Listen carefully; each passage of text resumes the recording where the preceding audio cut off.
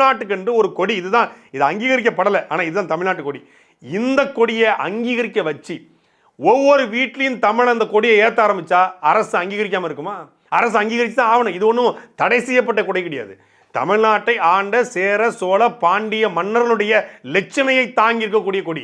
இந்த கொடியை பிடிச்சிட்டு நாம் நிற்கிறது பெருமையா? கர்நாடக கொடி தமிழ்நாட்டில் வரக்கூடாதுன்னு சொல்றது பெருமையா?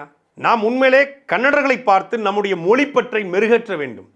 கன்னடர்களை பார்த்து அவருடைய இனப்பற்றை, அந்த மண்ணின் மீது, அந்த நிலத்தின் மீது, அந்த மாநிலத்தின் மீது, அவருடைய கொடியின் மீது அவர்கள் வைக்கக்கூடிய அந்த பற்று இருக்கு பாருங்க, அதை நம்ம பெருமையாக பாராட்டணும். ஒருத்தன் இப்போ என் சித்தி பையன் சித்தியை ரொம்ப நேசிக்கிறான், அவன் சித்தி மேலே பாசமாக இருக்கிறான் அப்படிங்கிற நான் பொறாமப்படக்கூடாது. நான் அதுபோல் என் அம்மாட்ட பாசமாக இருக்கணும், எங்கள் அம்மாவை கவனிச்சுக்கணும். நீ என் சித்தி பையன் அவங்க அம்மா மேலே என்னுடைய பாசமாக இருக்காங்கிறதுக்காக நான் அவனை எப்படி வெறுக்க முடியும்? கர்நாடகா மாநிலத்தை சகோதரர்கள் அவங்க நாட்டின் மீது, அவங்க மொழியின் மீது, அவங்க பண்பாட்டின் மீது, அவங்க கலாச்சாரத்தின் மீது பற்றோடு இருக்கணும். அதை பார்த்து நாமும் கற்றுக்கொண்டு நாம் பெருமை அடைஞ்சு தமிழ்நாட்டுடைய கொடி எது, தமிழ்நாட்டுடைய அடையாளம் எது, என் மொழி எது, மொழி எது சிறப்பு அப்படிங்கிறத நம்ம என் மொழியை பேச ஆரம்பிப்பதும், நம்ம மொழியின் பெருமைகளை பேசுவதும், நம்ம அடையாளங்களை, நம் பண்பாட்டை, நம் கலாச்சாரத்தை அடுத்த தலைமுறைக்கு கடத்துவது சரியா இருக்குமா?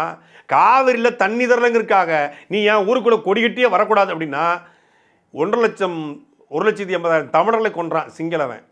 எம்பசியில் சிங்கள கொடி பறந்துக்கிட்டு இருக்கு, போய் ஏதாவது பண்ணிடலாமா? அதுவா முறை?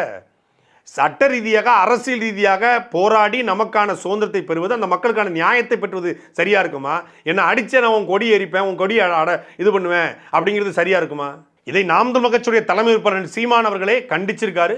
கண்டிச்சது மட்டும் இல்லாமல் கன்னட அரசியல்வாதிகளை, கன்னடத்தில் ஆட்சி செய்யக்கூடிய அந்த காங்கிரஸ், அந்த பாஜக, துணை நிற்கக்கூடிய கம்யூனிஸ்ட் கட்சிகளை தமிழ்நாட்டு களத்திலிருந்து வாக்கு செலுத்தாமல் நம்ம புறக்கணிக்கணுமே ஒழிய, அதை விட்டுவிட்டு கன்னட மக்களை காயப்படுத்துவதை போல, கன்னட மக்களுடைய அந்த கொடியை கொச்சைப்படுத்துவது போல செயலில் ஒருபோதும் நாம் ஈடுபடக்கூடாது.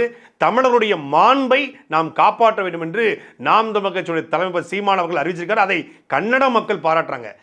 மிகச்சிறப்பான பார்வை சீமானின் பார்வை என்று கன்னட மக்களே அண்ணன் சீமானுடைய பதிவை எடுத்து போட்டு அவங்க பாராட்டுறாங்க. அந்த அளவுக்கு நம்ம எப்பவுமே இணக்கத்தை ஏற்படுத்தாம போராடணும், பிரிவினையை தூண்ட போராடக்கூடாது. நான் தமிழ் தேசியவாதிகள்லாம் பிரிவினைவாதிகள், அவங்க தேசத்தை துண்டாக்க போகிறாங்க, அவங்க இன்னொரு மொழியை, இன்னொரு இனத்தை வெறுப்பாங்க அப்படிலாம் இல்லை. கன்னடர்களை கன்னடர்களாகவே நம்ம பார்க்குறோம். அவங்க தமிழ்நாட்டில் இருந்தாலும் சரி, கன்னடம் இருந்தாலும் சரி. தெலுங்கு மக்களை தெலுங்கு மக்களாக ஏற்றுக்கொள்ள தயாராக இருக்கிறோம், மலையாள மக்களை மலையாளிகளாக ஏற்றுக்கொள்ள தயாராக இருக்கிறோம்.